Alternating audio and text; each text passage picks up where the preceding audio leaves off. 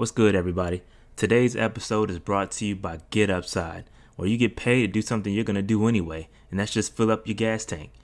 The process is very simple. Just download the app, open it up, find the cheapest gas near you, pump your gas, upload the receipt, and you'll get paid within 2 to 3 business days. Once you have the money in your account, you'll be able to cash out for Amazon gift cards, Lowe's gift cards, Nike gift cards, Target gift cards, Walmart gift cards, PayPal gift cards, and a host of restaurants. Oh, and did I mention the app is free? Yeah, free 99. Join using my link and you'll get an extra 15 cents per gallon cash back.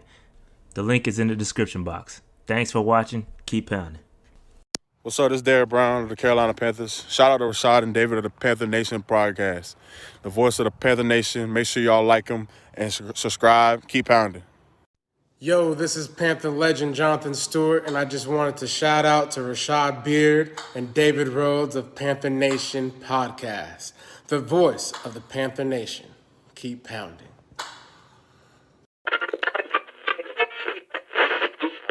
You are now tuned into the Panther Nation podcast. Delone fires to an open Smith. Steve Smith is going to go all the way. No flags down. Smith scores, and the Carolina Panthers win in overtime. Seal, he's intercepted by Keithley. Keithley inside the 20, to the 10, and to the end zone for another Panther.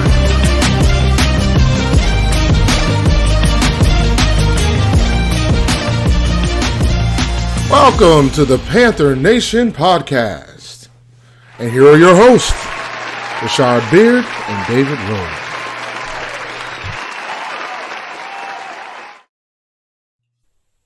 Yo, what's good? Everybody, what's popping? Dave, what's good with you, broski? Good, man. I'm chilling. I'm you were missed last week, man. I don't think our viewership wanted to hear too much about the Rona, as long as I talked about the Rona. Yeah, it is what it is, man. It's like that sometimes. It's a different season, but I'm back. Football seems to be on its way back. So you get a package deal. You get me and you get football. So what's good? How was your weekend, Dave? Nah, it was pretty good, man. I chilled for the most part. I bought this arcade cabinet, and that was a fiasco in itself, because that was the second one I got, because the first one didn't work, which was demoralizing, because I took the hours to put it together, and then I finally powdered on, getting ready to get some NBA Jam action rolling, and it wasn't going on, man. But nah, so my weekend was spent dealing with the cabinet, but now it's up and running. We good to rock. I mean, it was a pretty good weekend. I'm still trying to figure out this school thing. Yeah, but... aren't we all, bro? Yeah, man. But yo, so I went on a nice little RV / camping trip with the family. So I was out last week. Went up to Bostic, North Carolina, which is about an hour and a half northwest from here. Went to Pigeon Forge, which is really nice. I never knew Pigeon Forge was that dope. So Pigeon Forge in Tennessee, and then I went up to Cumberland Falls in Kentucky. Got me some real Kentucky bourbon, straight from the source. Very, very good stuff, B. Very good stuff. Yeah, too bad I won't be having. And I'm not even a bourbon dude like that. But yo, fam, when you get some, I went to they call it the Bourbon Barn, and essentially it's an ABC store, but I've never seen so much bourbon in my life, dog. Like, they had just a litany of bourbon, and I had a recommendation from one of the guys that was in there. He said this is my shit, so I was like, all right, let me try this. It's called I think it's called Pure Kentucky. If you ever in Kentucky, man, yeah, get some of that stuff. It's 107 proof, but it's really smooth. Like, it's some of the smoothest stuff. You would think, that bite, it would be, at that percentage, it would be crazy. But it's very smooth. So it's dope, man. It's dope, man. Shout out to Kentucky. Real dope spot. Real nature. went hiking and did a bunch of stuff like that, man. Some social distance and stuff. But yeah, it was good, man. Good times. Yeah, camp is a safe bet, and getting alcohol with it is probably like a Yo, combination like fam, no other. I definitely was gonna do that, and I got me some. I went when I was in Pigeon Forge. I got some moonshine, so I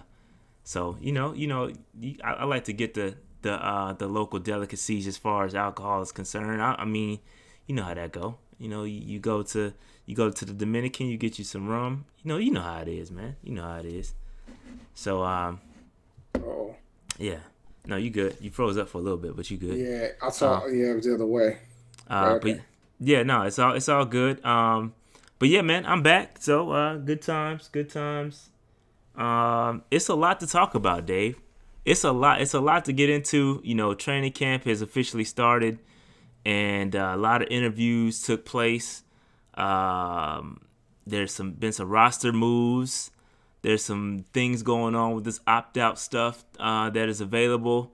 And, if you're new to this, I don't know if we'll have a lot of new listeners, but, I like to dive into this stuff because I'm a little bit of a analytical brain. I like to know what's going on.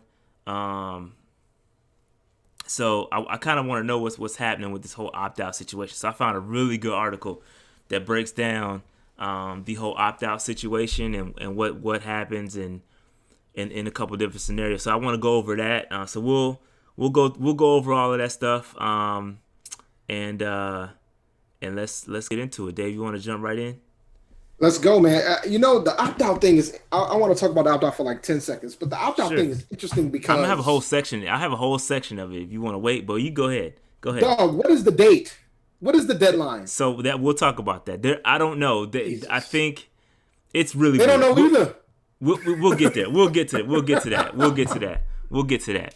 But Dave, real quick, we got a couple of other news topics we got to talk about. Number one, The Rock is buying XFL.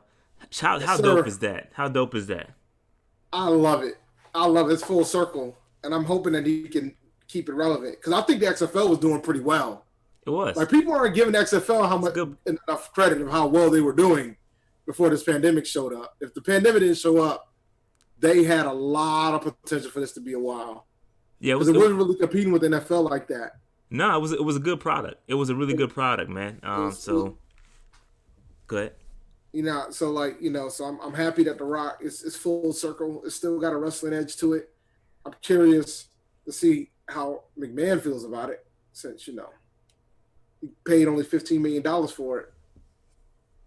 Yeah, with some partners, which is crazy. Yeah, it's crazy. But you know how it is. It's business. I'm sure Vince it's probably just a write-off for him or something crazy like that. So it's all good. It is what it is. But no, I like the XFL. I like when it takes place in the off season of the NFL, so you kind of keep that continuity. And they had a good product. I mean, they had some evolutions that I'm pretty sure you'll see in the NFL. So it was a good product. It was a good product. I'm not mad at the XFL at all. So and with the pandemic, you might see it sooner than later. maybe we'll see what happens with it. But obviously there's a lot going on in the world, and we'll see what happens with the XFL moving forward. But shout out to The Rock, man. Shout out to The Rock for once played football. So I mean, he obviously has some skin in the game. So I mean, he lost his job to Warren Sapp in college. So I mean, facts. It ain't like he lost to like somebody that was a bum. Facts. It's big facts. Big facts. But all right, yeah, we had to touch on that real quick. I thought that was an interesting buy from The Rock. But all right, moving on. Charlotte FC. Dave, we have our football, our soccer team's name, Charlotte FC. I like it. I like the crown. I think it was a good choice. I definitely got some merch on the way. I purchased some merch, so I'm all in, Dave.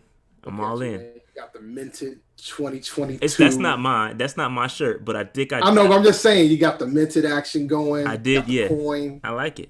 I see what they did. I like it. I like it a lot. So I can't wait. I think it's gonna be very interesting. And I can't wait to watch. All right, so that's it. That's all I got for Charlotte FC. I think they got the name last week when I was gone. So just shout out to Yep. the new football team, soccer team. Excuse me. American football. American football. International football. All right. Now, let's get into it. Training camp started. We got the guys returning back to the stadium, and the whole bunch of changes have happened. And I believe there were tons of interviews. Dave, did you happen to watch any of these interviews? I saw an interview with Shaq Thompson, K'Wan Short, Matt Rule, Derek Brown, Teddy Bridgewater. All those interviews took place. I listened to them all. Did you happen to listen to any? Derek Brown. Okay, I caught it earlier today. Yeah. Okay. So let's go through a couple of these. Specifically, I want to talk about. I mean, there wasn't really much to glean from it.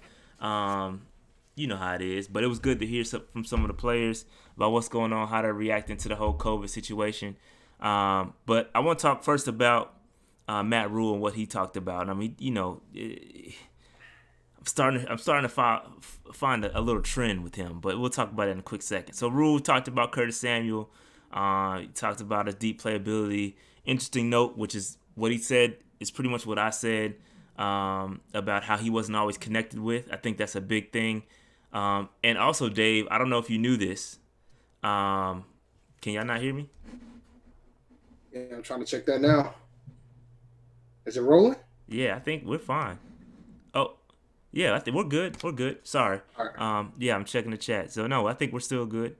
Yeah, all right, so we're good. Interesting thought on Curtis.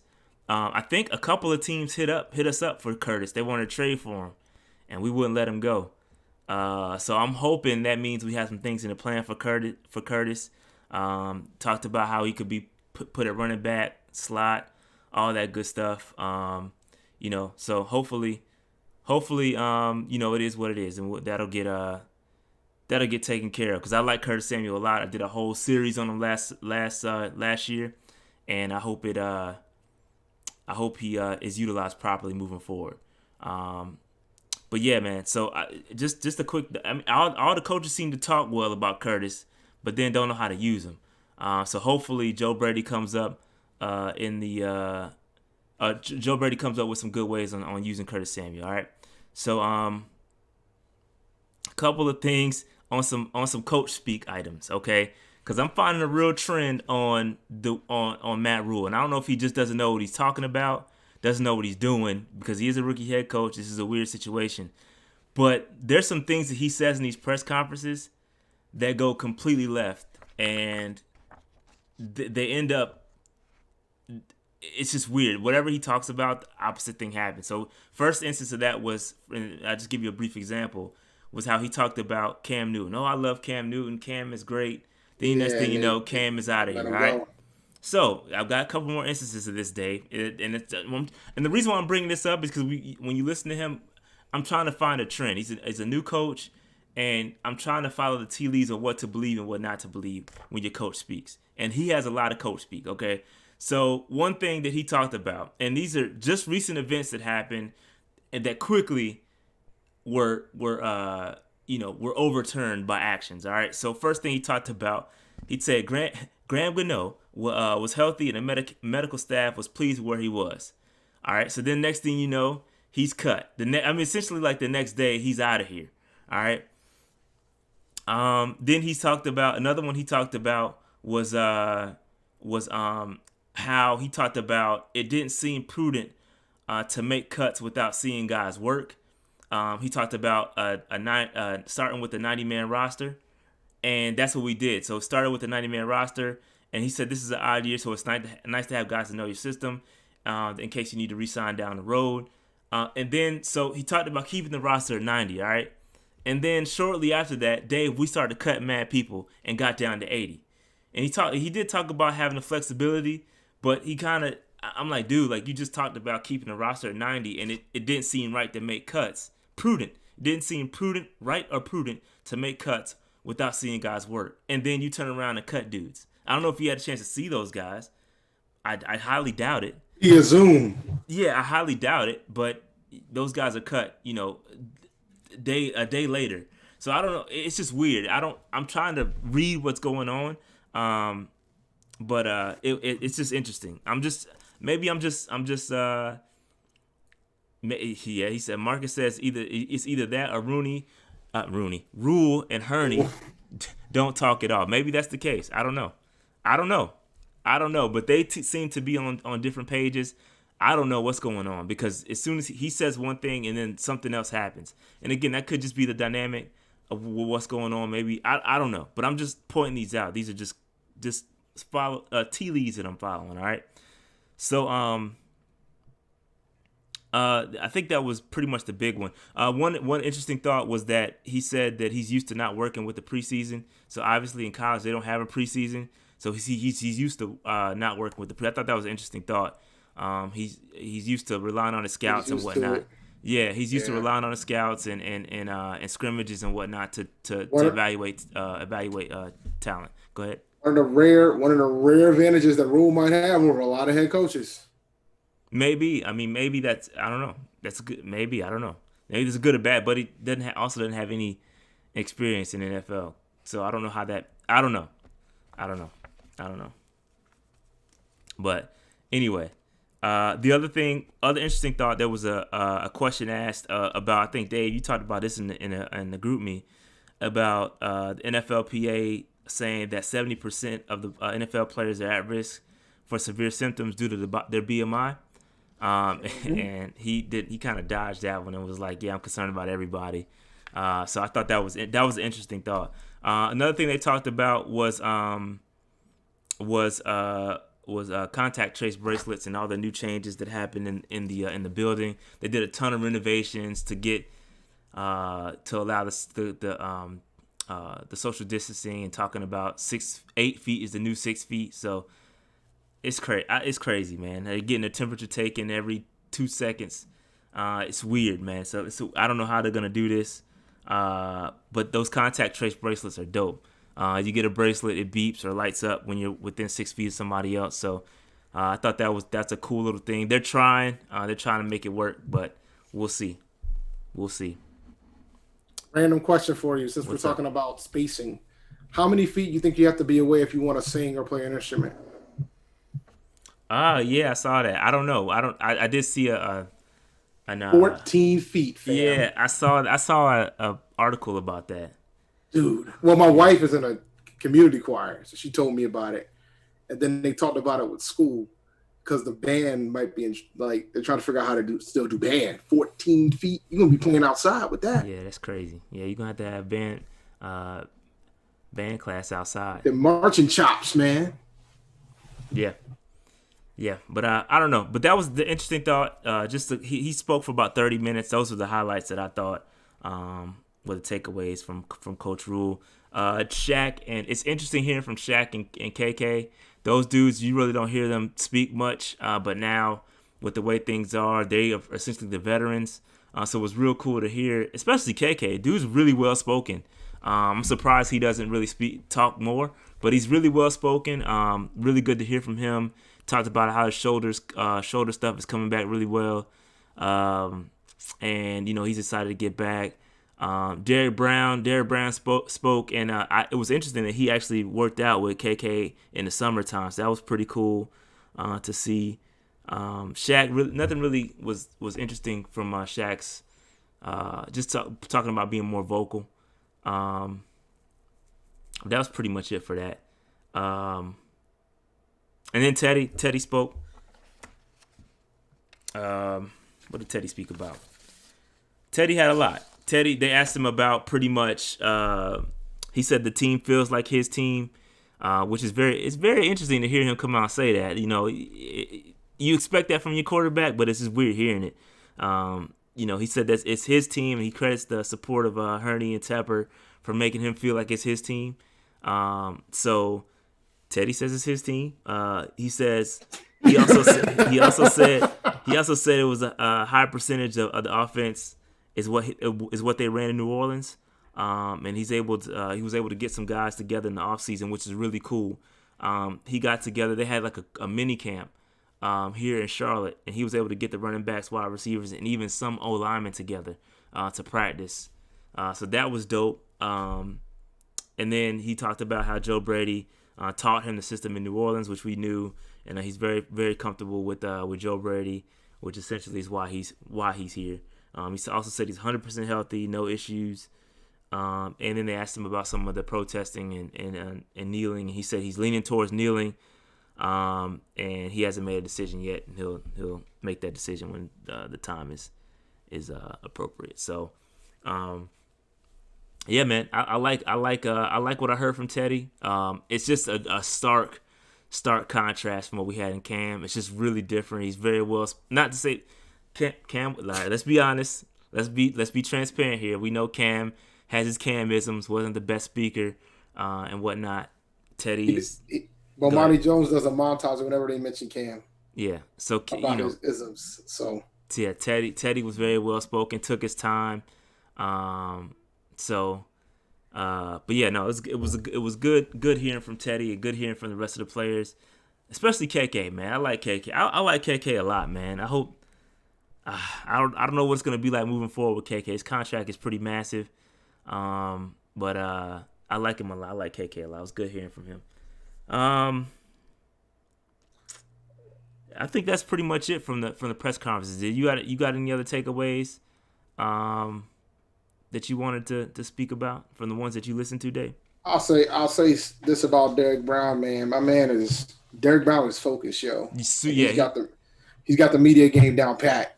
Yo, he is focused. He's ready to rock, and he knows how to dodge questions too. Yeah, I didn't think that Derek. I don't know, man. He was much more well spoken than I thought he would be. I knew he would be because, like, based on like when he had his interview when he first got drafted. He's got a good head on his shoulders, man. He's there to work. Yeah, he's good. He's good.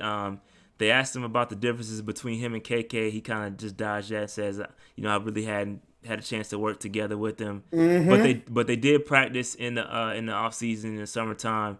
So that's dope, man. It's dope. I like it. I like it.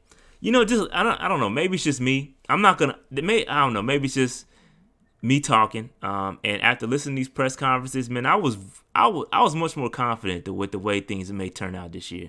I like Teddy a lot, man. I really do. I like Teddy a lot. I think he's gonna be solid. And some of these guys, even given the circumstances and the new coaches, the new all that, I think it's gonna be a little bit better than what I anticipated. I think depending on how we start is gonna matter for Rule. If we can start off by beating the Raiders week 1, that'll be a big boost to that entire squad. It's going to be a very young team, particularly on the defensive side of the ball. So I think it's imperative if they end up starting with a win. I don't think you guys are going to get Trevor because I think with the new head coach, those type of things are important. Rivera struggled his first couple of years, but if Rule can get going. Because, I think the offense is going to be good. And I talked about it last week when we got into fantasy. I think there's a potential for 3 to 4 for all 4 teams within the NFC South to fall into the top 10 offensively. Yeah, they asked about the good segue. They talked about that with Teddy. And Teddy was like, he's very very good. He's good. This guy's good. Yeah, he said, everybody's solid on paper. And he gave the media answer. But somebody asked him that. Somebody asked him about the offenses, and he answered it. He responded pretty well. But yeah, no, I just come away a little. And again, it's just me. It's just me talking, and just maybe it's just because football's back. It's just good hearing about football, and they're coming off with a good vibe. Nobody seems like it's just too overwhelming for them. They know what the situation is, and I think they are prepared to kind of. To kind of weather the storm with the new coaches and all that stuff, and everybody seems to, even with Phil Snow, they asked the defensive guys about Phil Snow, and they said he's a fiery guy and they want to play fast and whatnot. So we'll see, man. We'll see what happens. Hey, man, appreciate the super chats. I think John sent one earlier too. My fault. I was reading something while I was and I missed that. So shout out to John and shout out to Jared for the super chats. We really appreciate that. And I think Jared super chat says Rue has to win 16 games over his first 2 years for me to be comfortable. That's fair. I'm not knocking that at all. So 2 8-8 seasons is fine, Jared.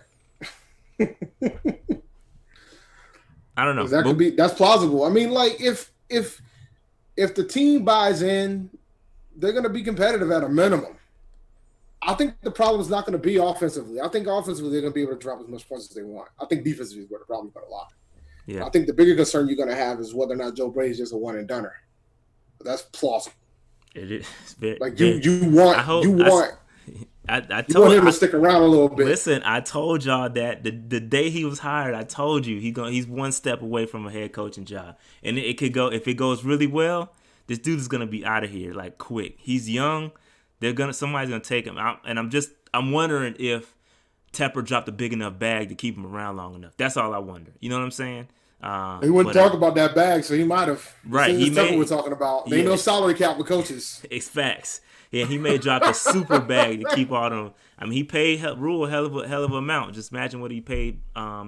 You can imagine what he paid Joe Brady. But we'll see, man. We'll see what happens. Bro. Like, I don't know. I'm a bit more optimistic than I was. I'll leave it at that. And again, I haven't seen anything. It's just a gut feeling based on what I'm hearing. That's all. Take it for what it's worth. But all right, let's move on. Let's talk about, I don't even know what's next. Let's talk about these roster moves, all right? Dave? There's a bunch. They got mad there's a bunch. I wasn't interested in talking about the roster moves last week, man. I was like, look, man, I ain't going to be talking about these guys and they're going to be making it. No, I was going to talk about guys that ain't making a roster unless somebody opts out or somebody's hurt. All right, well, that's fair. Well, we gotta start. We got to start and give some flowers. Graham Gano, obviously, played with the Panthers for a long time. Got rid of him, and we got $2.8 million in salary cap relief. But obviously, 1.5 gets added to the dead money. The league leading. Everybody wants to say a good talking point that we lead the league in dead money. Okay, fine. Who cares? So what? This season. You know what I like to call that, Rashad? What? A herniism. Herniism. Yes, it's a wash. I mean, it's a wash. We're not going to win a Super Bowl this year, so dead money is irrelevant. When you have a new coach, new system, new players, all that, you're going to cut players, and that happens. So it is what it is. You're going to have the dead money. And again, we talked about that a while back. We talked about the dead money. I know it's a lot, but you want to go ahead and eat that dead money now so that you can go ahead and start fresh next season. And obviously, with next season, we're in a lot better scenario cap-wise. And we'll talk about that a little bit later. But we're in a good position. So shout out to Graham Gano, and we'll celebrate one of his greatest moments in a second. But yeah, Graham Gano got cut. It's the Joey Sly show from here on out. We also cut Chris Smith. I know if y'all remember, Chris Smith was the guy that he had some tragic situations happen, and he's a hometown guy. He used to play for Cleveland, and we signed him, and he got cut. Not sure what happened there, but I was happy for the dude when we signed him because he had such tragic situations happen in the past. It would have been nice to see a good story to see him make the Panthers. So but that's unfortunate. It is what it is. Then you got a couple other guys. Damon Jean-Pierre, he was on the practice squad last year. Tyler Martz, a couple other notable names. And then the last three, Jason Ferris, Rodney Smith. I know Rodney Smith is a big name that everybody wanted to talk about in that undrafted free agent video. When I posted that joint, y'all killed me for saying he wasn't going to make the team. Maybe not y'all, but some people did. That y'all killed me about him. But, it is what it is. He got cut. Jason Ferris, I think he had an injury issue. He was a linebacker with the mustache. That was him. And Frederick Mayoga, I think that's the dude from Washington. The center from Washington, he got cut as well. I would have liked to see him, but it is what it is. Another interesting note: Michael Pilardi. He also starts the year. He's gonna miss the season, with an ACL issue, and he, so he's got to get. No Baylor guys got cut. I don't think. And that's not going to happen. And he talked about that in his press conference about how he wants to keep. It's important because of this weird season we have to keep guys around that know your system, so they can translate that to the newer players, or to the other players on the roster, because everybody's new essentially. I think it was important. It's going to be important for Rule to keep all of his Baylor guys, so that they can translate his coaching style and whatnot. So no Baylor guys got cut. All right, so that's all the guys that got cut. And we gotta give Graham Gano, not quite Panther legend, but we do gotta celebrate this legendary moment in Panther history as we bid Graham Gano a farewell. Le ha sobrado distancia, le van a servir. Tiene altura, tiene profundidad, va a llegar. ¡Ganó,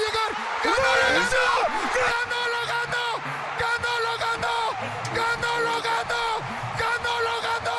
¡Señor! ¡Ganó, lo ganó! ¡Yo sí le voy a los Panthers! Can't get mad at the viciousness, I will say that. ¡Yo sí le voy a los Panthers! Can't get mad at the viciousness. All right, man. Shout out to Graham Gano, man. We wish you good luck in all your endeavors. Thank you for your service for the Panthers and whatnot. But the injury issue messed him up, and having Joey Slye come in here and be somewhat serviceable kind of set him back. But it is what it is. Shout out to Graham Gano and your 65-yard field goal. That was pretty dope. I think we watched that one live. That was a game we watched live. Didn't we watch that one live, Dave? Mm-hmm. Yeah, it's crazy, man. It's crazy. But yeah, all right. So shout out to Graham Gano, man. Peace out, homie. All right. So some more roster moves. All right, Dave. Here we go. We gotta talk about this opt-out situation, man. What's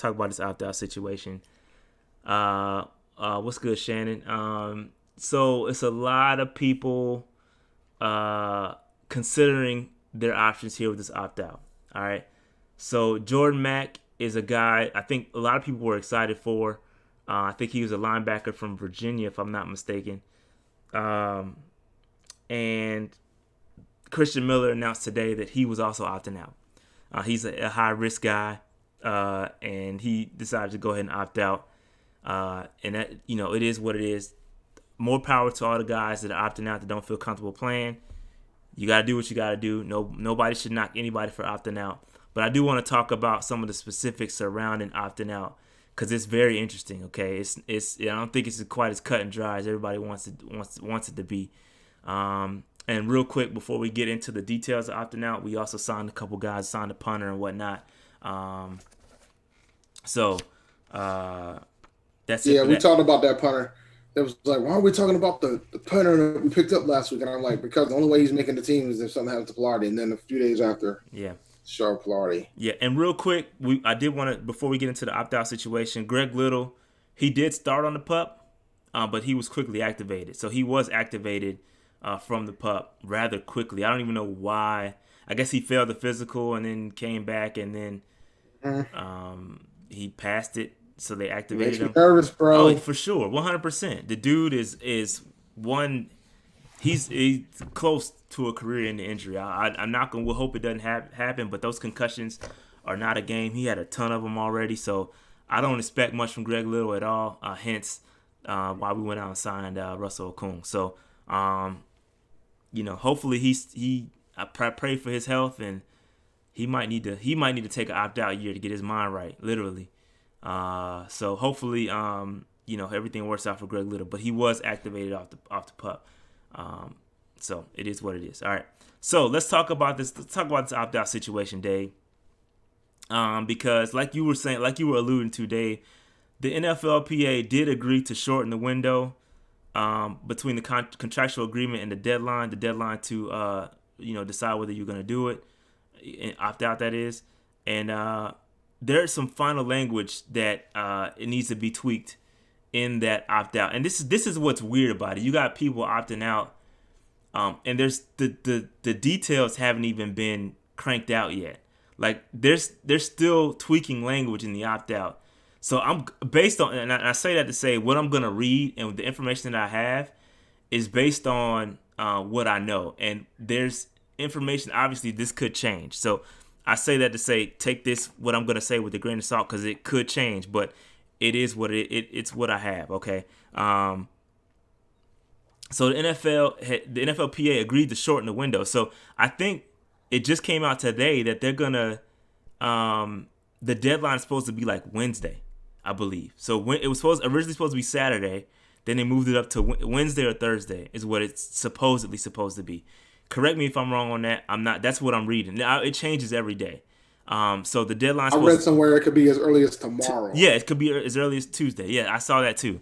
So we don't know. We don't know. Okay, we don't know. But obviously the NFL wants to get this over with as soon as possible. They want to know what People they're are opting out.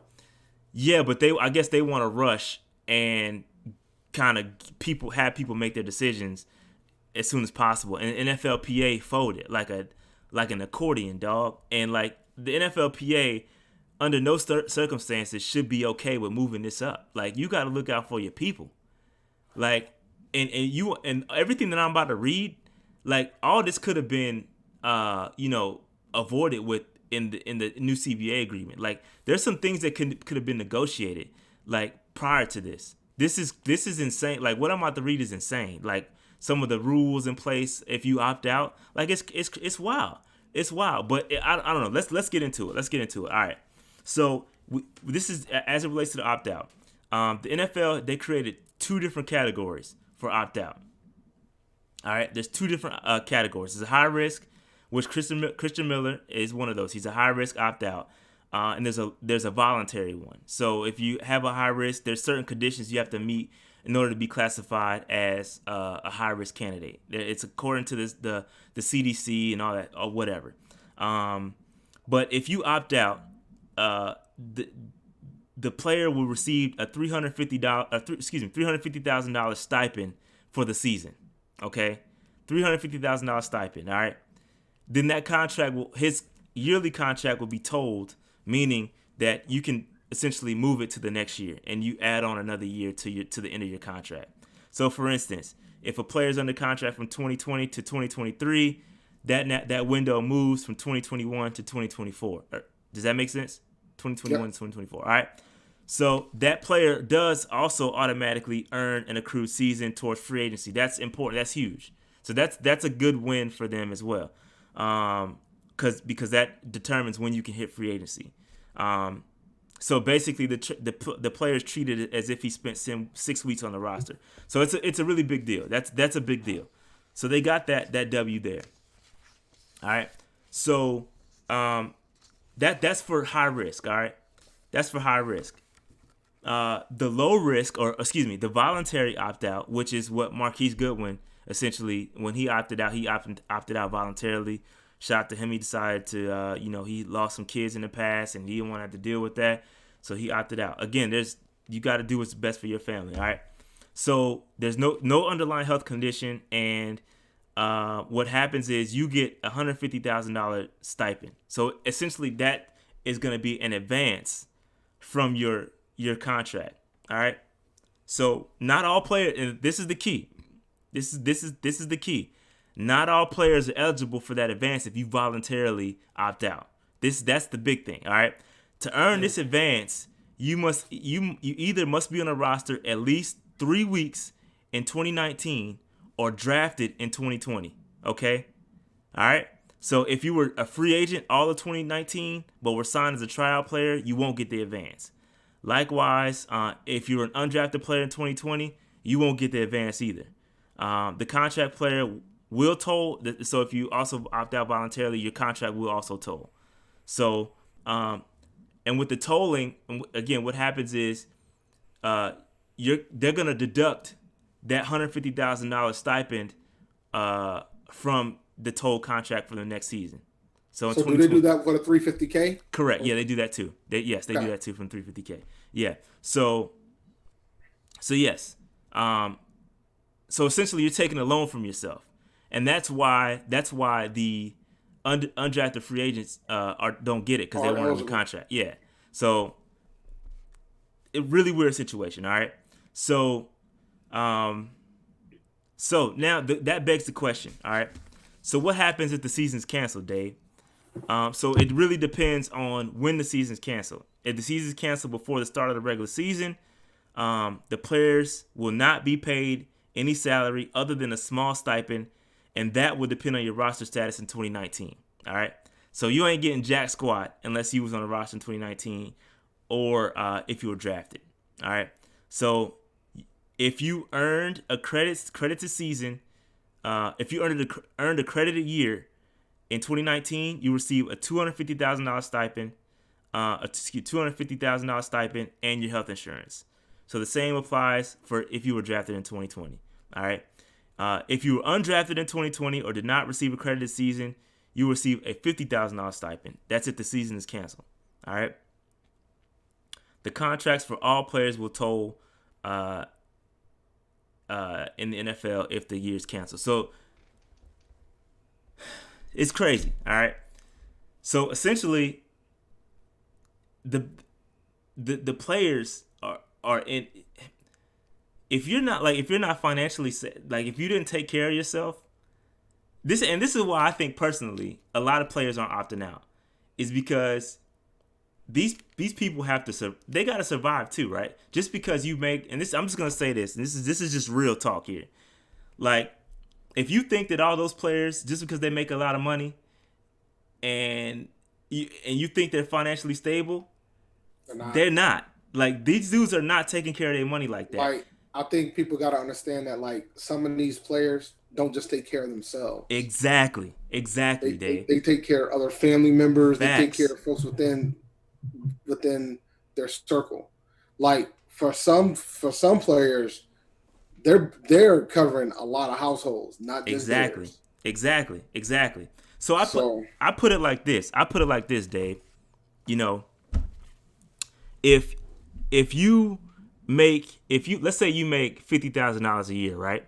Let's say let's bring this down to a normal person level. If you make $50,000 a year, Dave,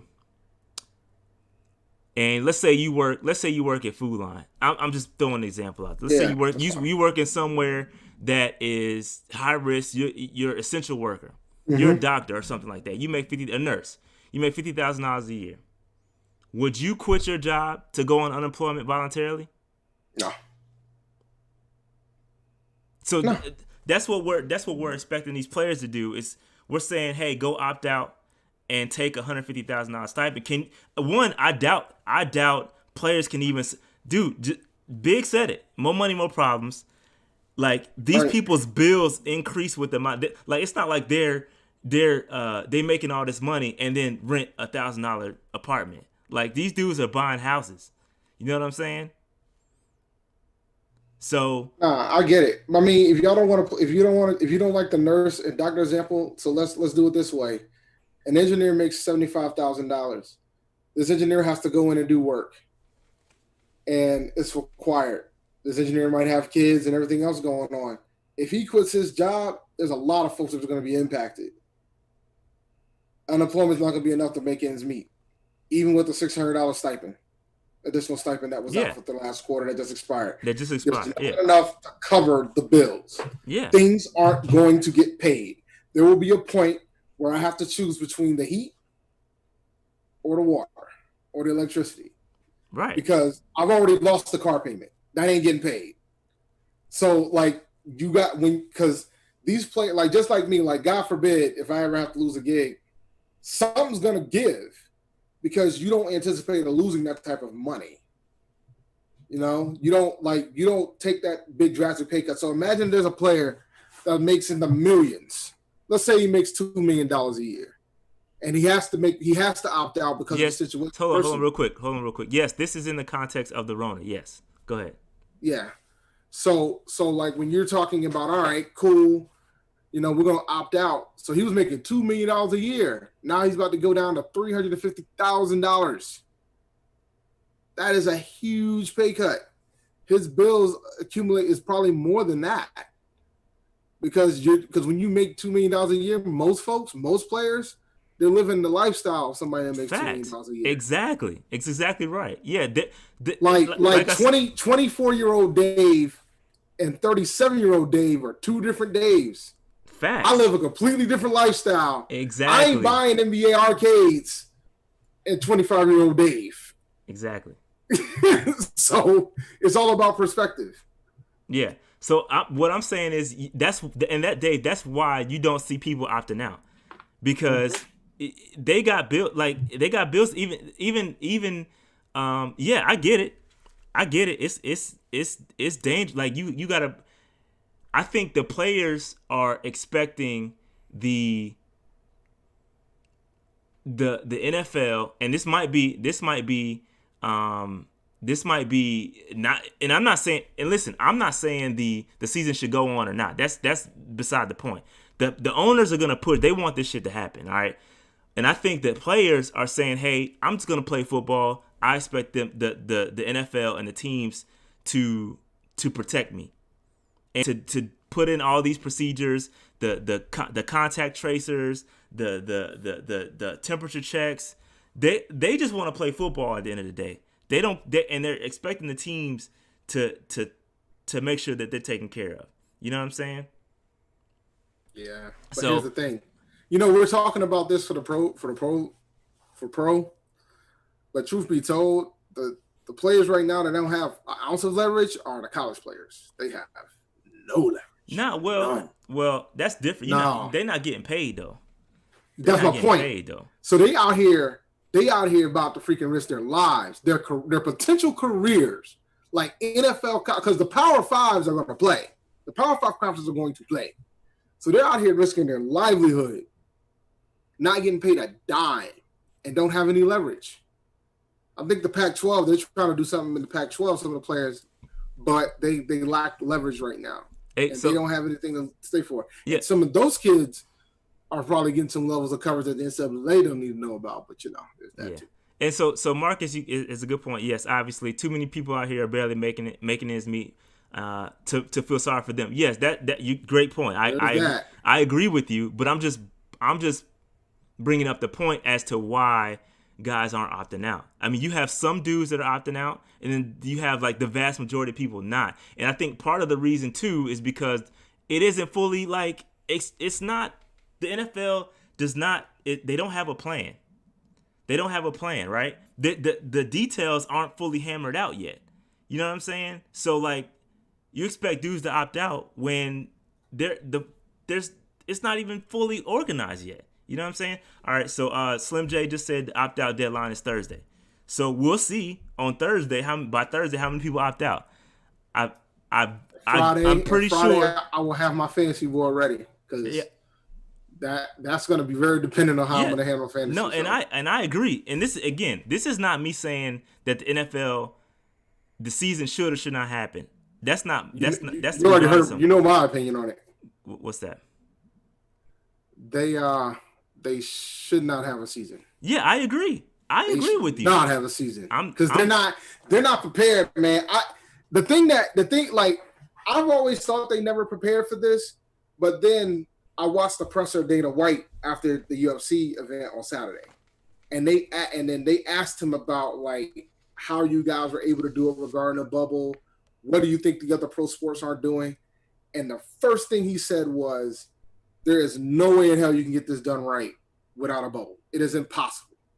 And like baseball's a shit show right now because of that. Because they decided not to do a bubble. They're going to end up canceling the season. I know they're trying their best not to, but if these cases keep climbing in the league, they're going to have to cancel the season. And the NFL is not doing a bubble. And that's what's going to kill them. That's what's going to do them in. So I don't know how many games it's going to take to technically count as a season so the players can at least get some dough out of it. Well, say that again. My fault. What did you just say? How many games do they have to play for it to be considered a season? It's usually 6, but it depends if they cancel. So I got some information on that. So if once games are played, it tweaks it a little bit. All right. So we just talked about if you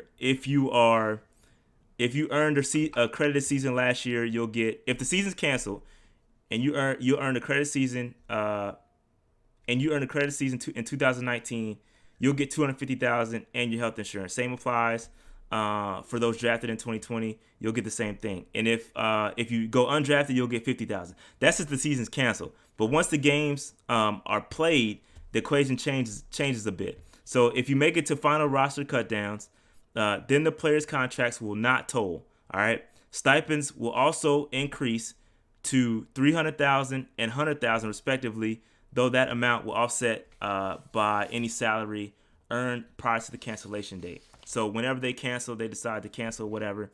All players who made the final roster and practice squad will also receive insurance. That's big. These players will also earn an accrued season towards free agency if one game is played, and will earn a credited season towards if 3 games are played. Okay,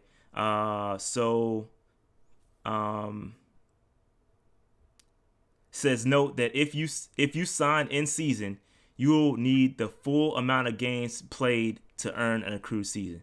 It's a little confusing. So now it says what happens, or how much the players if there's a partial season, you'll essentially it'll go game by game. You'll earn whatever.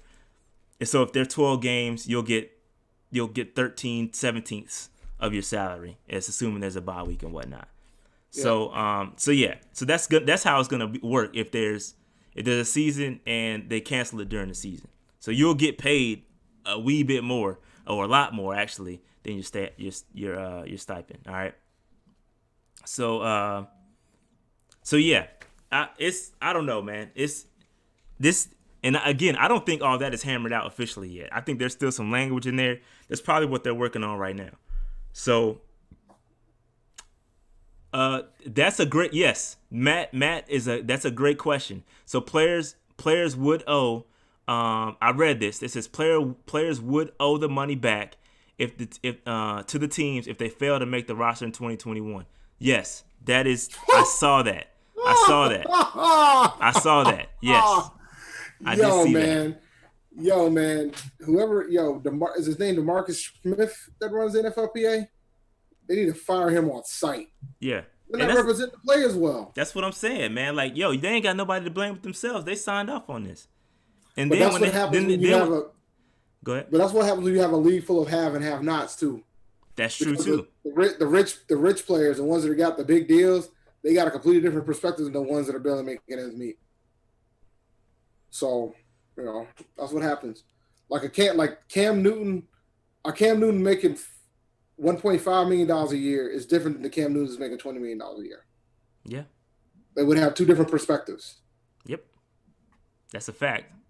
And I think, that also, you talk about guaranteed money and all that stuff, and you know how most of that guaranteed money is prorated, right? And you don't get that money either. If you opt out, you don't get that money's that guaranteed money that you're supposed to get. You're not getting it. The only thing that you get is like a workout bonus or a signing bonus that you already been paid. You get that. That's it. So I got an example. I got a quick example right here. So here's an example of a contract, and as you can see in 2021, this particular player, his base salary is $15 million. All right, and he has some prorated bonuses and whatnot, and he has a roster bonus of $3 million and a workout bonus of $500,000. All right, so what happens is that you'll get that money, that workout and roster bonus. So you'll get your 3 point whatever million, but you won't get your base salary. So that $15 million, you're not getting that this year. You're not getting it. Plus your prorated bonus. You're not getting that either. And then, but see how that the $150,000 stipend that you received. This player received a $150,000 stipend in 2020, and that you see how that's deducted in 2021. That's how it's gonna work. And then it pushes it down. It pushes it down a year. So you'll get another year added on. You'll receive that money that you were supposed to receive in 2020 and push it down to 2021. So that's how it'll work. Does that make sense? Nah, I get what you're doing. Yeah. I get how it's going down. But yeah. Jesus, no, it's ugly, man. It's ugly. So you're asking a dude that was about to make $23 million in 1 year take what? 3.5. 3.5 with plus the 150 grand. He would get that plus 3.65. Yeah. And like somebody like me with 3.65, I think I would be fine. Yeah, I would be great with 3.65. That would make like 20. But for somebody that was planning on making $23.5 million, and the lowest within his contract is $17.5 million, I don't know if he's gonna be fine. I don't think he'll be fine. So you're talking about an 80% pay cut. That is a lot. Yeah, and that's an example. That's an example of how it would affect a player like a Christian McCaffrey. Somebody asked that earlier. How would that affect a Christian McCaffrey Patrick Mahomes. Yeah, but Chris McCaffrey's dad. I know that. I'm just saying. Like, I'm giving you an example. Yeah. But that's so you're asking players to opt out, like, voluntarily, based on, like, they're not gonna do that. Like, would you voluntarily take a 80% pay cut from your job, Rona or not? No. Like, so sometimes you got to do what you got to do, man. And, like, I think that's what these players are doing, good, bad, or indifferent. So I don't think it's that easy. You know what I'm saying? So all right. So real quick, I wanted to talk, and I want to give another example of how that would affect Christian Miller, right? So we just talked about how Christian Miller opted out. He's a high risk guy. So here's his numbers. All right. So see how it's much easier for him to opt out. So Dave, he was making $675,000 this year. All right. Yeah, so he's making $675,000. All he's gonna do, he's gonna take the $350,000. Much easier pill to swallow for Christian Miller. His salary got broken in half. Yeah, but he gets the 183 though, right? Yeah, he'll get the 183 plus the 350. Exactly. So he walked out of there like he only taking $150,000 pay cut to sit at home. That's why it's easier for him to make that decision. Plus, he's high risk, so it's still easier for him to make that decision. And then we just talked about it earlier, Dave, that hell, 70% of the league is high risk because of the weight. Mm-hmm. You know what I'm saying? So if I was in the league, I'd be high risk. This thing ain't created equal. That's why it's not that simple. You know what I'm saying?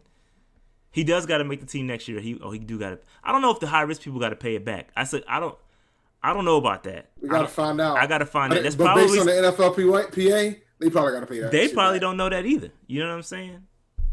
So it is what it is, man. That's smart for Christian to sit out. So it all depends on the contracts too, because that's gonna matter. It depends. Everybody has their own individual circumstance. So like we're gonna have like a bunch of offensive and defensive linemen and linebackers that are gonna be sitting at home in the NFL. Yeah. Because I mean, especially if they're low, if they're not paid, if they're not like they didn't get a big contract, they're gonna be chilling like a villain. Yeah. Has any rookies opted out yet? No. No, dude, they about to make the time. They about to make the money they was their life. You played college football for free for how long? For 2 to 3, 4 years, and bro, they're not opting out, man. Like they're not going to be. Jordan Mack was undrafted. He was undrafted free agent, so he wasn't guaranteed to make the roster anyway. It's different if you're drafted because you're guaranteed some money. You know what I'm saying? You're protected a little bit more than undrafted free agents are completely getting the shaft, B. They're getting the shaft in this whole situation. You know what I'm saying? First of all, they don't have any guaranteed salaries, and they don't get a preseason to kind of show off their talents and potentially make a roster. They're the ones that are getting really shafted here. So that's what I said. What I said last week when I said a lot of these folks that are getting signed, they're not making this team. They have no way to show out. Unless it's like a veteran free agent. The Baylor guys do though. The Baylor guys have a good chance of hanging, even making the practice squad. Once you make the practice squad, that's still something. Because they know the system. Exactly. But I'm talking about cats that are getting picked up now, right? Getting picked up at this point. Unless there's a major injury, they ain't making this team. Agreed. But I agree with you. But there's some people that let's not forget that the practice squad size did increase this year. So we're allowed to keep, I think, up to 16 players now. So that's more opportunity for guys to come out and even make the practice squad. That matters because once you get that, at least you got some kind of income coming in. You know what I'm saying? Yeah. So yes, each undrafted free agent, it's highly unlikely you're gonna make the roster, but still making a practice squad is something that provides you something. You know what I'm saying? Some sort of means to live. You know what I'm saying? So that matters. It matters. So, but real quick, I did want to talk about the Patriots. All right. I think Bill got a little something up his sleeve. Okay. I think Bill got a little something going on up his sleeve. B. He's already lost 7 players, right? 8. They lost. I think they've got a total of 8 players that have opted out. Right. Really interesting what could happen here, and I think a lot of people need to pay attention to what happens with these opt-outs, because what happens is that frees up salary cap for this year. All right, so see if we're making the assumption that a season happens. You get to either use that money on. I'm not saying the Patriots will, but the smartest thing for them to do will be to carry that over to next season. I think that's what the Patriots are doing. They're freeing up cap for next season because guess what, Dave? There's gonna be a cap reduction next year. Mm-hmm.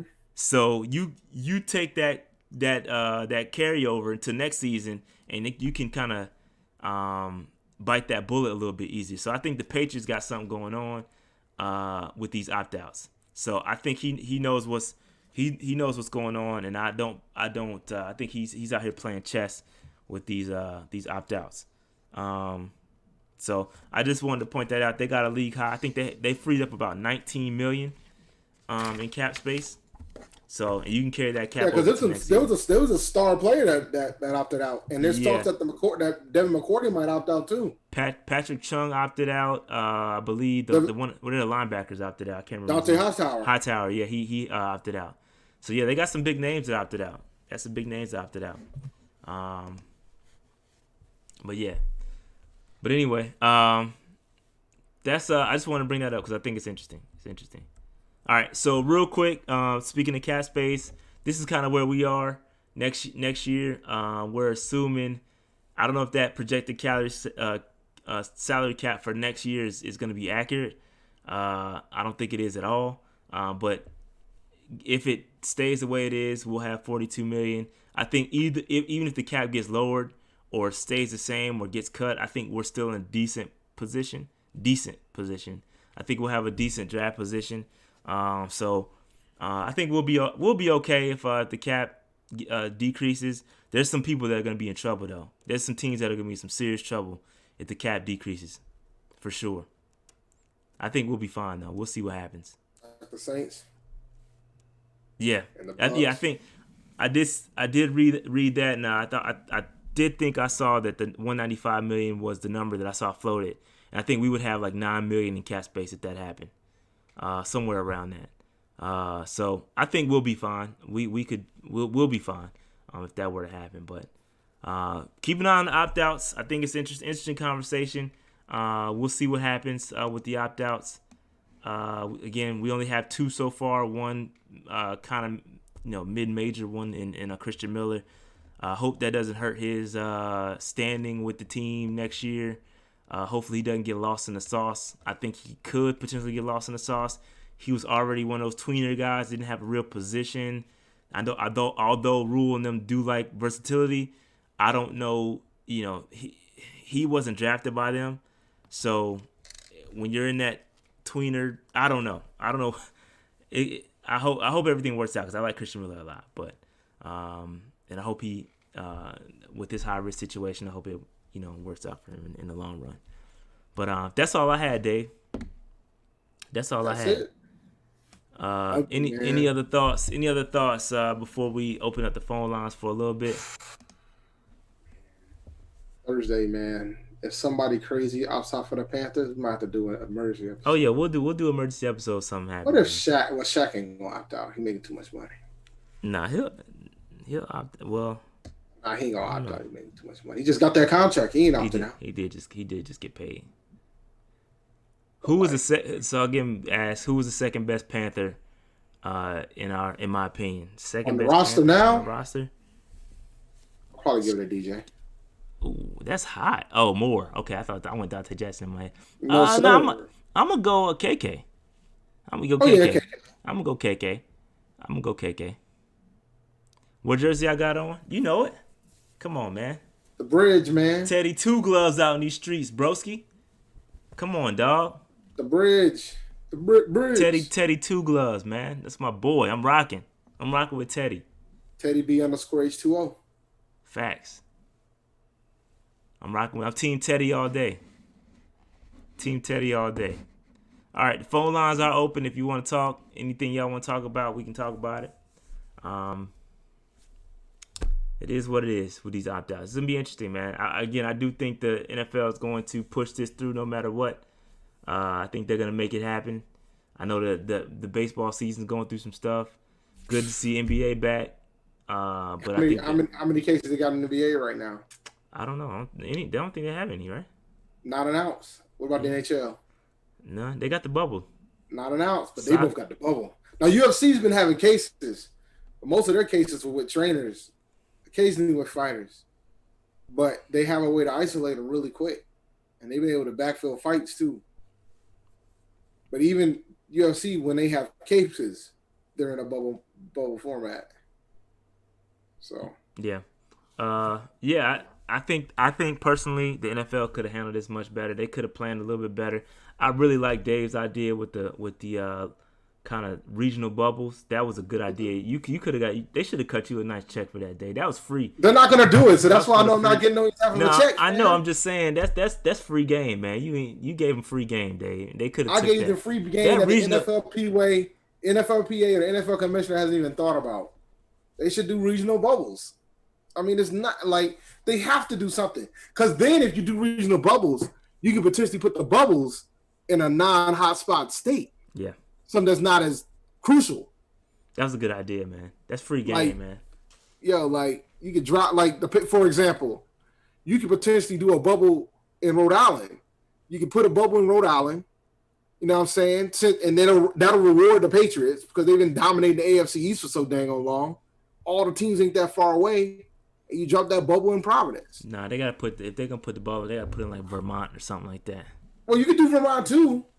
But it's gonna be cold in Vermont, fam. I'm trying to get us something close, like Vermont. I mean, they got ski resorts in Vermont. Like I just picked it. Like the MEAC's talking about playing spring football, and it's gonna be cold in some of them northern cities. It's gonna be cold, like wintry. Like, imagine Howard playing a game in March, February. Dog. I don't know, man. Delaware. I don't know, man. I think they could have handled it a little bit better. It is what it is, though. I'm just listen, man. I'm excited for football to be back. Even just talking about it is dope. Listen, I hope all the players are safe. Again, I'm not a proponent. I'm not one of those guys saying that they should have a season. That's none of my business. I'm not a football player. But I do enjoy the entertainment. But I just hope they can, if they're gonna do it, man, just because I think they're gonna do it. They're gonna attempt to do it. And again, it could end up like in the MLB, but you never know, man. So thoughts on J. Cole going to the league, man? I saw that. I saw he gonna try out. Is Master P Part 2, bro? He might. Let's see if he makes the squad. P didn't make the squad, so because P tried two teams. He tried the Hornets and the Raptors, if I remember correctly. Nah, I thought he he didn't make the team. Nah, he didn't make the team. Right, I'm tripping.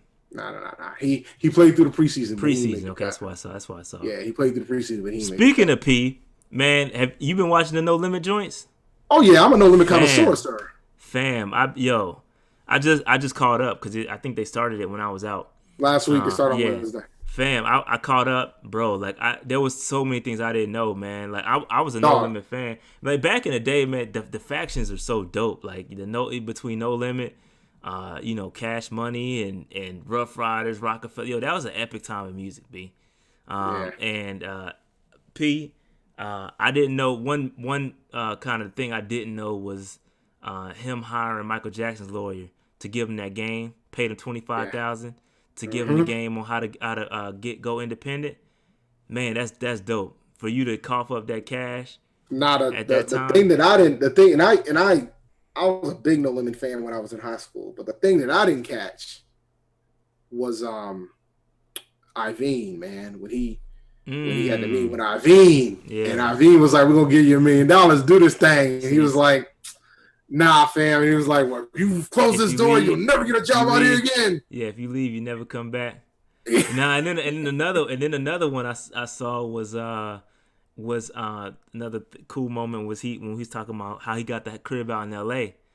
and Suge hit him up and was like, "Yo, it ain't enough room for both of us," and he was like, "So when you leaving?" Yo, P was gangster, bro. Yo, I love Master P, man. I love Master P, bro. P is dope, man. Yeah, I'm looking forward to doesn't get like I know the story bro. about how Snoop signed No Limit. So They're gonna get into that this week. P don't get enough. He don't get enough flowers, bro. He revolutionized his joint, bro. It takes like everybody guts. always talk about how Cash Money got that deal with Universal. Nah, P set the standard for that joint. Cash Money don't get that type of deal with that label if it wasn't for what P did before. Period. Yeah, dude. P man, much props to P man. I heard about the Cash. I knew about the Cash Money thing through No Limit, but even P it wasn't gonna work. Not with Baby. There's no way it was gonna work with Slim and Baby. There's no way. Yeah, I'm glad he realized that early too, because that could have been ugly. Yeah, there's no way.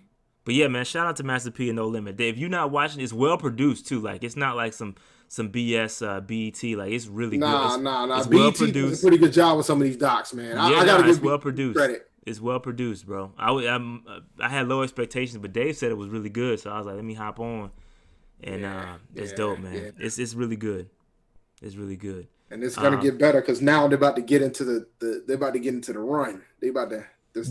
I need that Rough Riders one too, man. I need that in my life. I'm a huge Rough Riders is my joint. Yeah, I don't know if we talking factions. If I had to rank them, they might have been. No Limit's up there, man. I don't think No Limit gets enough credit, but No Limit. When you talk about the '90s, listen, man. All time, Dave. Beats about a pound. Beats about a pound is a problem. And the amount of music that No Limit was like hitting. At one point, they were listening to the album like every week. Yeah, and Beats About a Pound was going ham sandwich. You'll find at least a couple joints on that joint. You might think the rapper's trash. Mr. Servon is dash, but there's some dope beats on that record. He got a song with Pun. That's how I know how big they got, man. Yeah. No Limit was dope, man. And back then, Silk the Shocker rhymed on rhythm. You remember when Silk the Shocker rhymed on rhythm? Silk was wild, man. I can't rock with Silk to this day. I can't rock with him, but yeah, man. Nah, that I used to love Mystical. Yo, No Limit was my. Yeah, they haven't even talked about how they signed Mystical. Nah, they haven't got that yet. They haven't got to that yet. Because that was a big pickup for them. Yeah, P did spend some time in Oakland. Yeah, he spent some time in Oakland, spent some time in the Bay, formed that group. Didn't work out. He moved back to New Orleans, and then after he got rich, he moved out to LA and told Suge, "When you leaving?" Yo, that's gangster, man. I don't know if that really happened. I don't know if that really happened. I don't know if because they could be putting some sauce on the. He could be putting some sauce on the story. Nah. Because P wasn't scared of nobody, man. And then I remember, I know the story about Snoop, so I'll just get into it real quick. Not super, but basically Snoop was getting ready to freaking, because this has been an interview. So Snoop was about to pretty much go ham on Suge, right? And the decision was made and then P convinced him not to do that. And P went to freaking meet Suge in jail. Yeah, that's crazy. He's like, yo, get him out of his deal with Death Row. Yo, you ain't gonna, we can't do this. And he got him out of his deal with Death Row. Yeah. But all right, we gotta call Dave real quick. Let's hop on this call. Let's go. All right, 704, what's good? What's up, people? Austin, what's good, man? bro? Happy Monday. You got a segment. You damn near got a segment, B. At this point. Hey, man. Some people say cucumber tastes better pickled, yo. Yo, you stupid, man. Go ahead, bro. But no, man, shoot, not much going on in the soccer world. So we got the new team name, but it's like a week old. So it's, all the buzz is gone. Yeah. I like the colors, but we don't have anything yet. So push back to 2022. So yeah, it is. It's unfortunate, but it is what it is. But some cool things though in the world of soccer. Champions League is back. So if y'all trying to get into soccer, it's a lot of top teams starting to play back again. The way that Europe works, there's different countries. Each country has their own top league. The Champions League is the top teams in those leagues playing against each other. So picture 5 NFLs, and the top 5 teams in each NFL league plays against each other in a tournament. So nice. Do dope. But yeah, man, I don't know what's gonna happen with this season because the NFL still seems clueless about what to do. Nah, bro, they making it happen, bro. That's what they doing. They just pushing forward. All right. It might look clueless, but they making it happen, bro. It's about to be the YMCA Flag Football Rec League, Nah, dog. The absolute moment when there's like a team with like 12 players that got the Rona, and they're gonna have to make a decision on whether or not to cancel a game prior to Nah, they just going to add more practice Dog, squad they're players, not, dude. man. If there's an outbreak on a squad, somebody's gonna have to forfeit. Yeah, that's true. Well, no, Somebody's gonna have to, dog. All it takes is one outbreak. They'll just postpone the game. But what if they have? What if the team that has like consecutive home games, right? And then like they got the Rona, the visiting team coming in, or the visiting team had the Rona, and a couple of players. So now you got 2 locker rooms. Fam, they ain't gonna do it.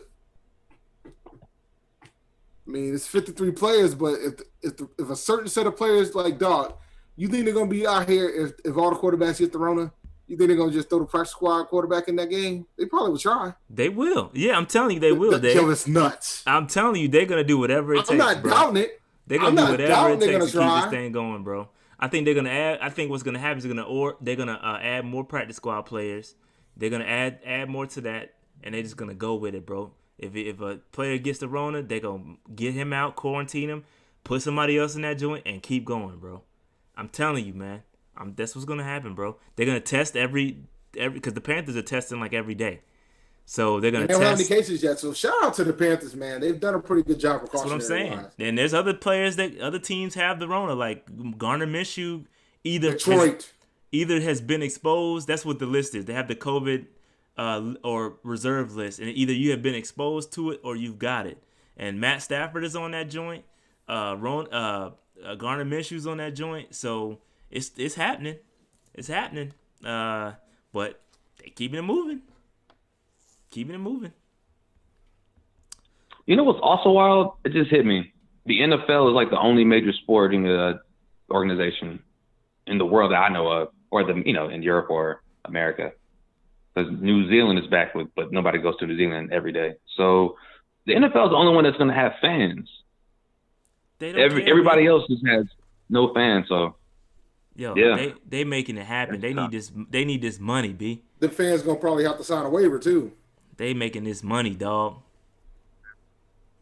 No, the resale for those tickets may be super nice. Yeah, it will be crazy, man. Did you opt out of yours? Nah, we opt in, but supply is extremely low, demand is extremely high. Okay, gotcha. So it's just a matter of what? It's a lottery at this point or something? When we talking about season tickets, by the way. Yeah. So I mean, you get a choice to opt in, opt out, and then it goes to the general public. So yeah, they're gonna try to fill up as much as they can up to the capacity that they can for certain friends. Hey, somebody gonna buy these tickets. Yeah, they're gonna make it happen. I'll be watching the game. I'm gonna be watching too because they're gonna have. I gotta figure out what I want to do this year, man. Because I'm not going to a bar. I normally go to a bar. Man, you better be at I'm about to get that Direct TV. I'm about to get that Sunday ticket. I'm sure they should make like games free or something. Well, no, they won't. They won't do that. No, they won't.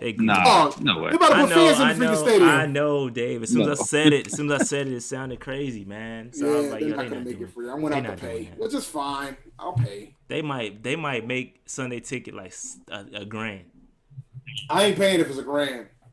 Then I have to go to other options. Maybe like Monday catch up or the streaming life.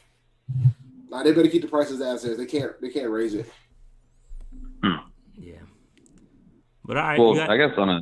Oh, go ahead. Yeah, I got one more. I'm not sure if you guys thought about this or not yet, but Rick Ross against 2 Chainz. Oh yeah, I was just gonna get to that after this call. I saw Jared. Shout out to Jared. Another super chat. I saw it, but we was in the middle of discussion.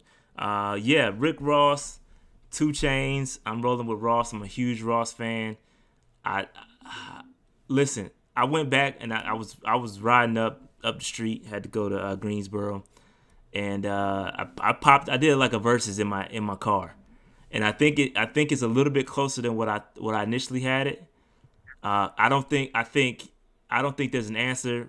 I don't think Ross has an answer for Feds watching, because that's my junk. No, he does not. That Feds watching is my jam. I think that's an automatic point for 2 Chainz. No Problems might be an automatic point too.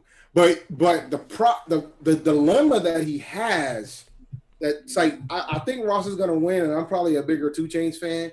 But the dilemma bugging. Huh? You bugging. Go ahead, my No, bad. I like 2 Chainz.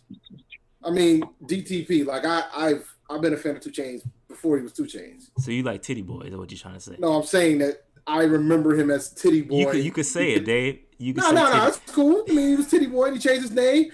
There ain't too many rappers that had a better rebrand than him. Facts. That's a fact. When you start thinking about it, That's the a dude fact. No, came out as Titty Boy, and then he converted the 2 Chainz and became a bigger star. And he had some decent jams as Titty Boy. He got one that'll be played in this joint. He got Player Circle. And Duffel Bag Boy. Duffel Bag, yeah, that's what he's gonna play. That's and it. Player Circle. No, I didn't play Player Circle. No, you gotta look at was it Codeine Cowboy has some stuff on it. Trapavelli has some cool stuff on it. So I mean, he has a lot of stuff. He has a lot. I think 2 Chainz variety. He has a lot more variety than Rick Ross in my opinion. I don't know about that, bro. I don't know about that one. But well, check this out. So like I was talking to the LBs, right? And we kind of had this discussion today. And Whit kept saying things about, Rick Ross has this song, he has that song, he has this song, and all the songs he was naming, other people were on those songs and had a better verse. Yeah, but okay. No, so it depends. Okay, I agree. You gave me on Snoop I did give you that argument, and I will say this. I think that applies to when you're featured on somebody else's song. I don't think it applies when it's your song. I mean, you could get watched. Stop right there. No, you assassinated Snoop the other week. No, that's because that song was on that man's album. Nah, that ain't his song though, man. Don't do that. That ain't his song, man. He closed the song. He ain't get the track. Nah. Now, granted, he did lose that round, but he ain't get the track. I can't. It depends. I guess it depends on the scenario. In that instance, Snoop, he don't get a point for that. He don't get a point for that, in my opinion. But I guess it depends. Now, and I guess that's if you're gonna look at it that way, then he can't get in. He can't get in none of his bags. He can't get into the Drake bag. He can't get into Stay Scheming because he definitely ain't got the best verse on that. He can't get into Maybach. He can't get into Maybach music. He can't get in. There's a lot of stuff. Because I think people are forgetting that it's 20 rounds. 2 Chainz just got to play his best 20. But it'll be interesting to see if it's all about execution at this point. And I'm curious to see how Ross and Chainz and whether or not how well they execute, and who pretty much controls the narrative when it comes to the tracks that are being played. Because Ross got a mean Jay-Z bag, dog. They got a lot of stuff together, bro. But does Jay-Z have the better verse on that? Did Jay-Z make the song? Yes. Of course. Yes. Well, but like, here's the thing. Like, so like, that's the thing tough, is like, man. 2 Chainz got a lot in his bag too, but a lot of folks didn't hear some of his best verses because of who he's done it with. Like, I think one of 2 Chainz's best verses he's ever done was on a De La Soul album, but he ain't gonna play that joint. No, he's not, because a lot of folks ain't heard Houdini. That's an L. It'll be an L because it's about the audience too. Like, the audience matters depending on who's gonna be. And that's why I think Ross is gonna win. Perception is Ross is gonna win because he can get in those bags. He can get in that Jay-Z bag. He can play the Maybach music. He can play. He got a Meek bag too. He can get in the play. He can play I'm a Boss. Yo, he got a lot of stuff. He got a lot, and he's featured. He got a Khaled bag. Like, there's no beat. He can't play All I Do Is Win. He can't. No, he can't. He can't. He cannot. No, he cannot. But he will. He will. I agree. He can't play All I Do Is Win. He can't play it, but he's going to. When it's obvious you get that washed, then you can't play it. I don't think you can play all I Do Is Win. You can't play that because Luda killed that joint. So I agree. He can't play that. He did. So, but he got Ross catalog is crazy, man. Oh, I ain't down it, but remember, it's 20 songs, man. 20 rounds. It is 20. He got more than 20 he can pick from. People keep going around about how long 2 Chainz been around, but Ross been at it for a minute too, bro. Not as long as Chainz, but I'm with you. He been in I think Ross is gonna win. Let me be clear. I think Ross is gonna win because of the features and everything else, but I think 2 Chainz is gonna give him more fits than people are gonna give him credit for. Like, The Joe Cropper was talking about 17-3. Nah, I ain't gonna be that. Nah, Rory was saying that. Nah, there's no chance that happens. I think I'm gonna give it a like a 13-7 or something like that. Yeah, I think it's gonna be in that range. Yeah, but I will say when they first announced it, I was like, "Yo, Chains is gonna get washed," and I take that back. I do take that back. I take that back. I was wrong on that. I got 2 Chainz winning by. It's not gonna be close, but it's gonna be a size margin. Nah. If Chainz can control the trap narrative, he got a shot. But I just don't see it. It's not happening, yo. You know what? If 2 Chainz wins, I'll give myself $5. That's what we're gonna do. Okay, yeah. You can roll with that. You can give yourself Rest in peace to Malik B, man. Never lost. Facts. See this guy. Facts. Rest in peace to Malik B. From the founder of the Roots crew. You know, he died last week. Oh yeah, R.I.P. I took that one pretty rough. Because them first 4 Roots albums were hitters for me. Big hitters for me. And yes, Marcus, 2 Chainz has hot verses. I think he showed out on the Run the Jewels album. I thought he showed out on the Run the Jewels album. And he probably had the best verse on Mercy too, but we ain't gonna talk about that. I'm pretty sure he did. we ain't gonna talk about that. Now, for those who do know me, I'm a big Roots fan. So, when Malik B passed away last week, that one hurt. That one hurt a bit. Cold or hot too.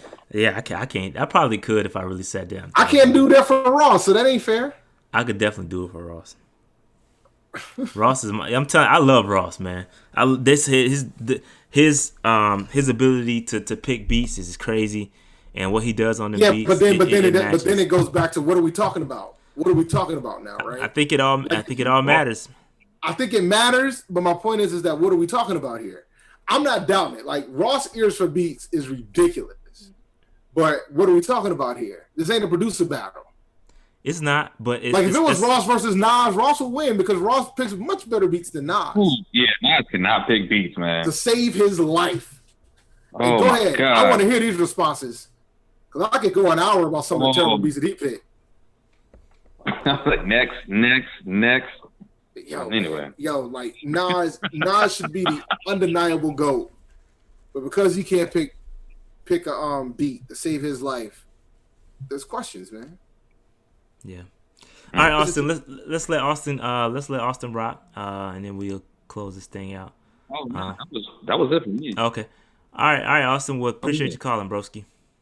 Hey, no problem. Eggy Pride. We'll keep having Eggy Pride, man. Nas said he picked bad beats on purpose. The Nas should not ever be in the discussion for the top 10. Because that's not a challenge you want to have. Like, you want the joints digestible too. I don't have Nas in my top 5, but he's top 10. But anywho, they did this crazy ranking of like the best rappers over 40 based on the material that they released over 40. And like when I saw Nas on that joint, I'm like, you can't tell me he came out with a good album after 40. And then somebody was like, Life is Good. I was like, he wasn't 40. Who's Dave top 5? Black Thought, and Black Thought. I got Black Thought, Rakim, Coogee Rap, KRS One, and Hove. Those are my 5. Not in no particular order, but those are my 5. There you go. Don't cop out. Give them order, No, Dave. I mean, Black Thought's up there. Black Thought's probably like 2 or 1 for me. He's 1. Yeah. Dave, I would never hear you put anybody over Black Thought. I can't hear you doing it. I don't not in my top 5. Absolutely not. As a no, not pot. No. Andre 3000 is like 7. Dave, y'all gotta understand. Dave was a hip hop purist. Okay, my top 5 would be completely different than you might have DMX in your top 5. Mine is more mainstream. I don't have that I'm not a purist like Dave is. I just listen. I like what I listen to. Like whatever I listen to, I like, man. Occasionally I'll slide you some Griselda, give you the warning shots to let you know that it's coming. Yeah. Yeah, me and Marcus would be going at it with a lot of MCs, but I'll hop into my little rabbit holes, man. That's why That's why I enjoy the. That's why I'm enjoying this No Limit doc, because I was a big No Limit kid. Yeah, No Limit is dope. In high school, so that doc is dope, man. First of all, I love documentaries, and then just to kind of go back, man, because back when I was in my prime, back when No Limit was killing it, bro. I love No Limit, bro. Yo, make them say like affordable. That video. That video is a classic, bro. That Make them say video is a classic. Yeah. But yeah, man. Nah, but when you go into like when you start talking about hip hop and lyricism, I think lyricism is probably like pretty much the highest thing on my list. Yeah, not for me. It's up there. Yeah, like for me, like I mean, I can have somebody that's not like an extreme lyricist near the top because like Tupac is near the top, but it's just because Tupac wasn't really a great lyricist. He wasn't a great lyricist, but he knew how to make songs and his words were impactful. So like, he could be high up on my list, but like I take the lyricist to heart. Yeah. Cannabis is not in my top 20. Your Teeth is Yellow. Moving on. Wow. That's from Marcus. Yeah, look up Your Teeth is Yellow by Cannabis and you'll understand. Nah, I ain't going there, man. I don't think Biggie was a better rapper than Hov, and I've always said that before he died, and I would always be in the minority of that. I never thought Biggie was a better MC than Hov, even back in the '90s. I never thought that. I think Jay was more talented than him, and then there's stories that kind of back it up. Clark Kent has given stories about how Biggs had to go into the freaking another room and disappear for a bit to respond to some of the verses that Jay would be going. It's funny because on Twitter for the last day and a half, I was arguing with somebody about Life After Death because, I don't agree with Life After Death being a classic like that. I think it's full of filler. I think there's a lot of filler on that album. So, so when folks were like arguing with me about 97, I'm like, bro, I think if Biggie was still alive, I don't think nobody would have Life After Death because for you to say that Life After Death is probably his best album or say that it's a classic is spitting on Ready to Die, which is not fair. Because Ready to Die is a better album. Ready to Die is a classic. So, Big L is my guy. I love Big L. Big L probably could have been up in the list if he was around longer. But he was such a ridiculous MC. But all right, so real quick, let's close it out. Let's answer this last question real quick because Freedom Chief says, why you guys keep doing these shows when you don't want a season? Hey, man, we do these shows every week, regardless of what happens. So if there isn't a season, we're going to be right here every week in front of you doing these shows. So that's he wants to keep the Redskins name. All right. So I see what you said. I see where this is going. I won't go there. We can go there. No, we're not. No, you can't. You cannot. Enjoy Washington football team. Hail to the Washington football team. On the road to victory. That's however y'all song goes. That is how I go. That's how I go, Dave. That's how I go. But nah, it's not. I would love to have a season as long as the dudes can do it safe. I just don't think it's gonna be possible. So I just want people to be healthy at the end of the day.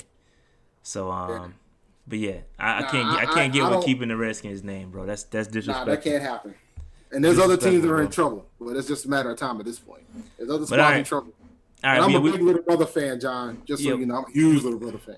Yeah, we talked at length about the Redskins name. We won't revisit that. Yeah, we ain't going back into that. You know what, Dave? I don't think I ever really thought about my top 5. I know Hov is one. Hov is probably one for you, and that's fine. I mean, that's one for me. That's respectable.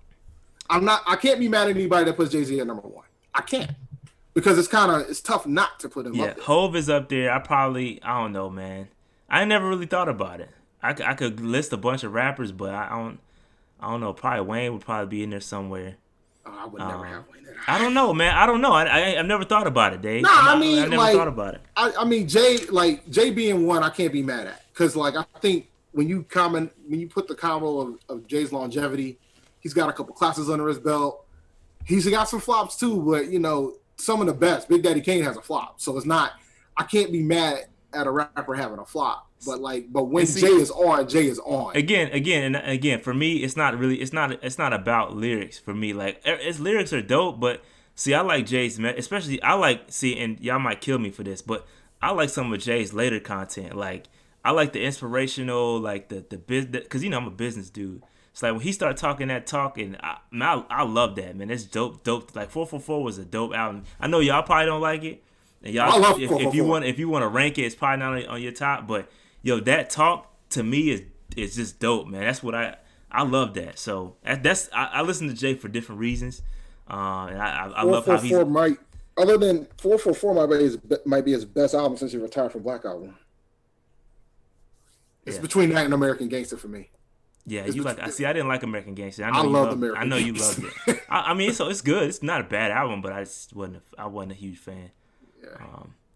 But yeah, I mean, Rakim and Coogee Rap's in my 5. So, because I think without Coogee Rap, you don't have Biggie, you don't get Jay, you don't get a lot of the bravado gangster rap like that. Because Coogee Rap pretty much set the standard when it comes to New York. When it comes to that, yeah, and I see you ain't getting a lot of these lyricists, rapid fire lyricists without Coogee Rap. Yeah, see, I'm not a fan of M either. Like M would be in my top. I'm just not a fan of M. I'm sorry. Like I like him. I think he's a really good lyricist, but I'm not a fan of him like that.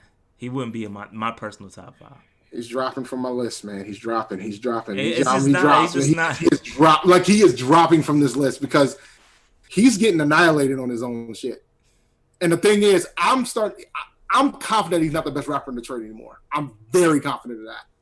I do like the best rapper in Detroit is Royce. I do like Royce a lot. I like Royce a lot. the best rapper in Detroit is Royce. And I'm late to the Royce train. I'm gonna be honest. I'm late. I like, you go back to the early Royce days. I know about Royce in the early days, but like some of the stuff he's like recently put out is really good. And I'm not like, here's the thing, right? So like we talk about like how artists go through like changes with regards to drugs, addiction, and then they get sober and all that. I love that, man. Yo, I love that. That's real stuff. Like M's been sober for about a decade, and he hasn't really came out with something that's like, oh, this is great. Sober Royce? Yeah, sober might Royce be is more dope. vicious than drunk Royce. Sober Royce is dope, man. I love what he's doing, man. His last couple of hours have been great. Listen, man. And I'm not even that. I'm telling you, I'm not this lyrics. Like, I'm not a lyrics genius. Like, I'm not. That's not like my thing. But I do like Royce a lot. I like what he be talking about. It's more about the messaging for me. I like my trap stuff a little bit. But see, this is why I like Ross a lot. Like, I like Ross. You can. He got that. I'm shocked you don't like Freddie Gibbs, man. I thought Gibbs. I do like Gibbs a little bit. I like Gibbs a little bit. Yeah, I like Gibbs. You know what I'm saying? Because Gibbs be picking his spots. Because he'll pick his spots when he wants to go trap and when he doesn't want to go trap. So Gibbs be picking his spots, yo. And Gibbs' run is starting to get intense now. Because he's got producers want to work with him now. And Cole definitely in there. Cole is definitely top 5. He might be 2 for real while you playing. Cole is definitely in my top 5. Nah, Cole ain't gonna be that. Cole definitely in my top 5. He ain't even the best rapper in North Carolina. Cole, I don't care. Cole is definitely in my top 5. For sure. 100%. Cole definitely in my top 5. Cole's the second best rapper in North Carolina. Cole is 2. top 5. I got it. Fonte, Cole, Pooh, Superstition, and I'll name a bunch of other North Carolina rappers. Then eventually I'll get to Petey Pablo. Don't disrespect Petey Pablo, dog. Hey, I won't tolerate any Petey Pablo disrespect on this podcast. Yeah, we can't disrespect Petey Pablo. Fonte's a better rapper than Cole, and Cole will admit that Fonte's a better rapper than Cole. Oh yeah, Rhapsody. I forgot about Rhapsody. Cole in my top 5. I don't care what y'all say. Rhapsody. Rhapsody did take Cole out on that track, but I ain't gonna do that yet. I'm not ready yet. I respect Cole. I respect Cole a lot. I think For My Eyes Only is growing on me too. By the way, I think For My Eyes Only is gonna get. I think when it's all said and done, you didn't hear the last two tracks he just dropped. I did, and you know what I've learned. You know what I've learned about those last 2 tracks? What's that? I was right. What's that? He needs to keep getting this producer help, fam. Like, that's my big thing with Cole. He didn't produce those? I thought he produced those. The second one, the one Lion King on Ice. Yeah. That joint. That joint was all right. You didn't like that joint, man? It was good. It definitely. There was a Columbia, South Carolina president on that joint. It wasn't better than the other joint. Oh, I like Lion King. Not even close. Oh, okay. Yo, Cole went ham on that other joint, bro. He did. And he gotta quit, and he gotta be careful about who he be dissing too, man. Hey man, Cole can diss whoever he want to diss. But all right. Let's go. We got off on a tangent. Let's go ahead and end this thing. Let's close it out. Let's get up out of here. Thank you for listening to the Panther Nation podcast hosted by Rashad and David. If you enjoyed this episode, be sure to subscribe so you are notified when new episodes are posted. You can also catch episodes on Spotify, Apple Podcasts, Anchor, and Podcast Addict. Review and rate this episode 5 stars and share it with all the Panther fans you know. And always remember, keep pounding. All right, people, we about to get up out of here, man. It's good to be back. Hopefully, we'll have some more to talk about as we go further into the season. Hopefully, everybody stays healthy. Hopefully, you're healthy. Hopefully, you are wearing a mask when you go out. And hopefully we can beat this thing as a nation. No matter what you feel about it. That's all I got. That's all I got, Dave. We will, and we'll find out who's opting out by Thursday. Yeah, Thursday we don't know everything. Yeah, we may have to do an emergency episode, depending on what happens with the Panthers. But if not, I'm sure there'll be at least 1 or 2 big names from some other team. There will be. There's not a doubt. Well, I'm with you where like the super millionaires probably aren't going to opt out, but I think there might be some mid-tier cats that might do it. More recognizable folks that might do it. So it'll be interesting. Yeah, man. All right. That being said, man, we're going to get up out of here, man. Good being back. We'll holler at you. Peace out.